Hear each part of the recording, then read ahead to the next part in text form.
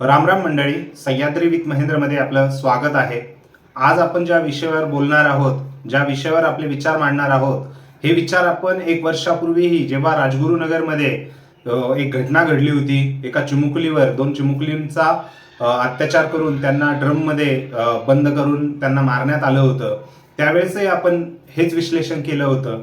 आणि आत्ता त्याच धर्तीवर जी घटना घडली आहे पुण्यातील भोर तालुक्यात, जे विद्येचं माहेरघर म्हणून ओळखलं जात होतं देशामध्ये, तेच आता कुठेतरी राजगुरुनगरमध्ये घडलेली घटना आणि आता भोर तालुक्यातील नरसापूर येथे घडलेली घटना, यातून जे बाहेर देशामध्ये पुण्याची ओळख वेगळीच तयार होते, ही खरंच चिंताजनक आहे. महाराष्ट्रासारख्या संस्कृती लाभलेल्या जिल्ह्याबाबत, पुण्यासारख्या जिल्ह्याबाबत, राज्याबाबत पुण्यामध्ये जी नरसापूर येथे जी घटना घडली ती आपण आधी समजून घेणार आहोत. आणि त्यानंतर जो आरोपी आहे त्याचं थोडंसं बॅकग्राऊंड आपण चेक करणार आहोत. आणि त्यानंतर आपले विचार हे या गोष्टीबद्दल आणि राजकीय नेत्यांच्या ज्या प्रतिक्रिया आहेत त्यावरही आपण बोलणार आहोत.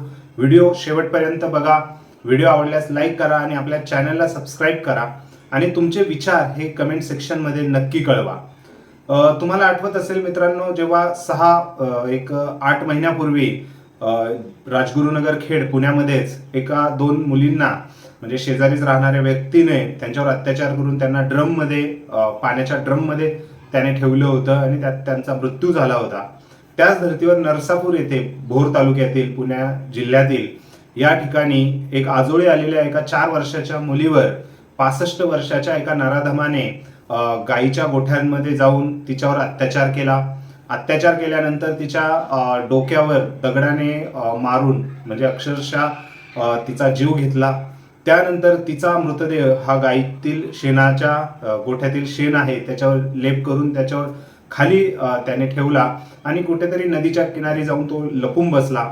ज्यावेळेस आजोळी म्हणजे मुलगी भेटाना, त्यावेळेस जेव्हा घरच्यांनी शोध घेतला कॅमेरा थ्रू, त्यांनी बघितलं CCTV थ्रू की एका त्या माणसासोबत ती मुलगी जात होती. त्यानंतर त्यांनी गोठ्याकडे गेले, तिथून मृतदेह घेतला. नंतर त्या आरोपीला पोलिसांनी पकडण्यात यश मिळालं.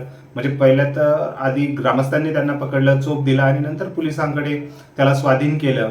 परंतु ज्यावेळेस ग्रामस्थांनी स्वाधीन केलं त्यावेळेस त्यांना खरं तर अंदाज नव्हता की त्यानेच हे कृत्य केलेलं आहे. कारण त्यावेळेस त्या नराधमाने मला काही माहीत नाही असा हे कांगावा केला होता. परंतु ज्यावेळेस जेव्हा पोलिसांचा खाक्या दाखवला, त्यानंतर जो कांबळे म्हणून जो 65 वर्षाचा नराधम आहे त्याने सांगितलं की मी अत्याचार करून तिचा खून केला, असं कबुली दिली. त्यानंतर ग्रामस्थांनी त्याला आपल्याकडे द्या, आमच्या हातात द्या, अशी पोलीस प्रशासनाकडे मागणी केली. हे सर्व जरी आपल्याला 1-2 मिनिटात जरी मी सांगत असलो तरी याची पार्श्वभूमी ही खरंच मित्रांनो विचार करायला लावणारी आहे.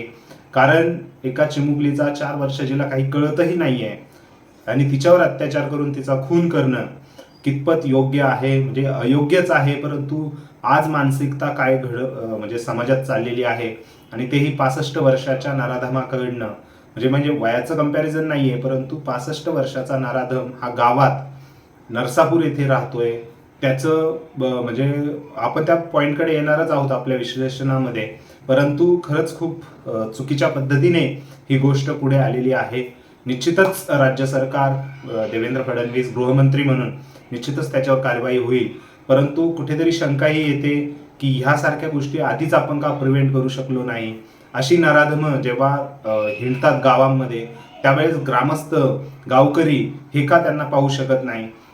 सगळ्या गोष्टी आहेत. रास्ता रोको केलाय ग्रामस्थांनी. आता शवविच्छेदनही त्या मुलीचं झालेलं आहे. सो सगळ्या गोष्टी येतीलच. आता देवेंद्र फडणवीस यांनी सांगितले की आम्ही सरकारी वकील देऊ, आम्ही हे करू, पूर्ण कोर्टात मागणी करू. आता राजकीय नेते सुप्रिया सुळे असू द्या, सुषमा अंधारे असू द्या, देवेंद्र फडणवीस असू द्या, सर्व पक्षीय असू द्या, सर्वांनीच या बाबतीत म्हणजे या जी घटना घडलेली आहे तिचं निंदन केलेलं आहे. आणि आपल्या कुठेतरी आम्ही पुढे जाऊन त्याच्यावर कारवाईची मागणी करतोय, सगळं करतोय. सुप्रिया सुळे तर म्हणतायत की त्यांना एक फाशी द्यावी आणि एक एक्झाम्पल सेट करावं. ह्या सर्व प्रतिक्रिया आहेत. आपण या प्रतिक्रियांवरती आता बोलतोय की साहजिकच आहे, प्रतिक्रिया आपली येते तशी सगळ्यांचीच येणार आहे.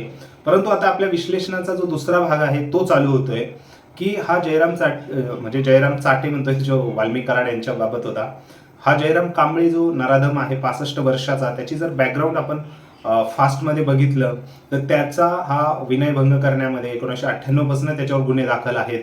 त्यानेच त्याच्या सख्ख्या भावाच्या मुलीवरही अत्याचार केलेला आहे आणि त्यामध्ये तो 4 वर्ष हा जेलमध्ये होता. सो हे सर्व बघून आता ग्रामस्थ म्हणतात की तो बाहेर कसा आला, त्याला त्याच वेळेस का शिक्षा दिली नाही, नंतर आता घडलंच नसतं. परंतु आता हे जे बॅकग्राऊंड ऐकलंय आपण त्याच्यावरनं आता हा विश्लेषणाचा आपला तिसरा भाग येतोय आणि तो तुम्ही निश्चितच नक्की ऐका, कारण हे याच्यावर काही वास्तववादी जे प्रश्न आहेत ते आपण आता उपस्थित करतोय. सर्वप्रथम हा जो जयराम कांबळे नावाचा व्यक्ती आहे, जर त्याने भावाच्या मुलीवर बलात्कार केला होता आणि त्याच्यामध्ये तो जर 4 वर्ष जेलमध्ये होता, सुटला तो. कारण न्यायाचं तुम्हाला माहिती आहे, न्यायालयामध्ये पुरावे अभावी काहीही घडू शकतं. जरी तो बाहेर आला, आपल्याला माहित नाही त्यामध्ये त्याला कुणी त्याच्या घरच्यांनी सपोर्ट केला की त्याच्या भावाने सपोर्ट केला, तो भाग वेगळा. परंतु तो जेव्हा बाहेर आला, जर त्याच्यावर विनयभंगाचे गुन्हे दाखल आहे, त्याच्यावर वेगवेगळे गुन्हे दाखल आहे, मेनली स्त्रियांवर अत्याचाराचे, तर तिथले ग्रामसेवक नाही, ग्रामपंचायत सदस्य असू द्या, सरपंच असू द्या, जी गाव लेवलची जी फळी आहे आपण म्हणतो, त्यांनी हे का ओळखलं नाही की हा एक असा माणूस आहे जो आपल्या गावात फिरतोय आणि उद्या तो कोणावरही काही करू शकतो. हे जर गाव लेवलच्या लोकांनीच ओळखलं असतं, उगाच ते देवेंद्र फडणवीस गृहमंत्री आहेत म्हणून गृहमंत्र्यावरती एवढं अवलंबून राहण्यापेक्षा गावातली ही बॉडी आहे, गावातल्या लोकांनीही सतर्क राहिलं पाहिजे की आपल्या गावात कोण कशी लोक आहेत, कुठल्या विचारसरणीचे लोक फिरतायत, कुठल्या कृत्य करू शकतात, हे गाववाल्यांनाही माहीत असू शकतं. त्यांनी त्यावेळेस त्याला का रोखलं नाही, किंवा त्याला पोलीस पाटील असू द्या, या गोष्टींमध्ये स्थानिक पोलीस असू द्या, प्रशासन असू द्या, यांनी त्याला वेळेस का रोखलं नाही किंवा वेळेस त्याच्यावर कारवाई का केली नाही. जरी तो न्यायालयातनं रिटर्न होता तरी त्याच्यावर वॉच ठेवून त्याला गावाबाहेर तडीपार का करण्यात आलं नाही. कारण त्याच्या हरकती या रोजच्या जो लोक बघतायत त्यांनाच जास्त कळू शकतं. गृहमंत्री, राजगड पोलीस हे सगळं कसं त्याच्यावर लक्ष ठेवणार, हाच माझा पॉईंट आहे की आपल्याही जवळपास आपण ज्या मुलींना शिकवतो की कोणी बॅड टच केला तर असं करा तसं करा, तर ॲज अ सुजाण नागरिक म्हणून आपणही लक्ष ठेवलं पाहिजे की कोण लोक आपल्या शेजारी कसा वावरतोय, आपल्या गावात कसा वावरतोय, त्या पद्धतीनेच त्याचा जर तिथेच बंदोबस्त केला असता तर अशा घटना घडण्याची काही म्हणजे कमी होतील. शेवटी नराधम तो नराधम, मनात किंवा कोणाच्या काही सांगता येत नाही, परंतु ह्या गोष्टी खरंच समाजाने, आपल्यासारख्या बांधवांनी घेतल्या पाहिजे. आपल्या गावात कोण कसं फिरतंय, कोणत्या मानसिकतेचे लोक आहेत ते बघून निश्चितच त्याच्यावर केलं पाहिजे. शेवटी हे बघा, प्रतिक्रिया येणारच आहेत. आत्ता जी प्रतिक्रिया येते की त्याला मारा, त्याला म्हणजे मारून टाकू, असं तसं, ठीक आहे, त्याला शिक्षा मिळणार आणि ती प्रतिक्रिया आहे ती साहजिक आहे. परंतु ते घडण्याआधी हे बघा, कुठेही पोलीस प्रशासन, देवेंद्र फडणवीस, हे बघा विरोधी पक्षांनी बोलणं वेगळं, पण हे मी जे सामाजिक भाषेतनं, सामाजिक ज्ञानातनं जे बोलतोय ते तुम्ही नक्की बघा. आपल्या शेजारी, आपल्याच लोकांना, आपल्यालाच जागरूक राहणं गरजेचं आहे की आपल्या मुलीबाळी उद्या फिरतायत तर आपल्या आजूबाजूभोवती सोसायटीमध्ये कसे लोक आहेत ते आपण आधीच ओळखून त्यावरती निश्चितच काम केलं पाहिजे, तरच या घटना कमी घडतील. आणि मानसिकता, जी सोशल मीडियाची मानसिकता आहे, दारू पिऊन जे कट्ट्यावर लोक बसतात त्यांच्या बोलण्याकडे ही लक्ष दिलं गेलं पाहिजे.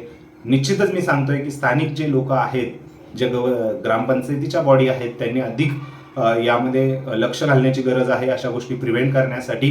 तुम्हाला काय वाटतं ह्या संवेदनशील विषयाविषयी जे मी विश्लेषण केलंय त्याबद्दल तुम्हाला काय वाटतंय ते नक्की कमेंट सेक्शनमध्ये कमेंट करून व्यक्त करा. शेवटी लवकरात लवकर त्या चिमुरडीला न्याय मिळो आणि लवकरात लवकर त्या जयराम कांबळे या नराधमाला फाशीची शिक्षा होऊन तो फाशीला चढो, हेच माझी ही अपेक्षा आहे. तुमची काय कमेंट आहे ते कमेंट सेक्शनमध्ये कमेंट करून नक्की कळवा. व्हिडिओ आवडला असल्यास लाईक करा, आपल्या चॅनलला सबस्क्राईब करायला विसरू नका. भेटूया पुढच्या व्हिडिओमध्ये, तोपर्यंत जय महाराष्ट्र.